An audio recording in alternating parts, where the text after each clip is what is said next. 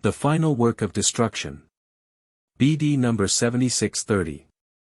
June 23, 1960, the final work of destruction will be caused by people's own will. Nevertheless, I shall not hamper this will, firstly, because it is free and shall also have to justify itself, and secondly, because I based my plan of salvation on this free will in a way that it will benefit the continued development of the spiritual beings.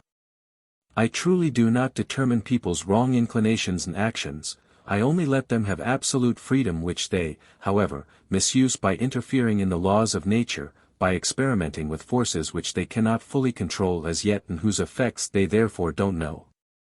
But it is their fault that they conduct experiments for the wrong reasons, that they are not motivated by thoughts of love to carry out their intentions. And for this reason, their guilt will have such terrible consequences. For it will result in an act of destruction to which everything living in, on, and above the earth will fall prey. For although the planet as such will remain, the entire surface of earth will nevertheless become changed, and that will also mean the destruction of all life and all works of creation on this earth which constrain spiritual substances. And thus, these spirits will receive their freedom for the time being. They will be able to escape from their form regardless of the degree of maturity they had reached. But they will not keep this freedom. For they will have to continue their path of development and therefore will be placed into new forms.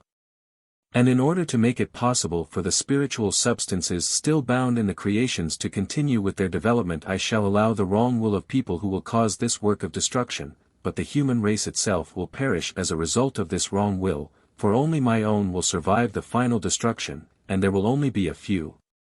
The majority of people, however, are already so distant from me that their spiritual fate is already decided, for they have reached the lowest point which excludes further development on this earth.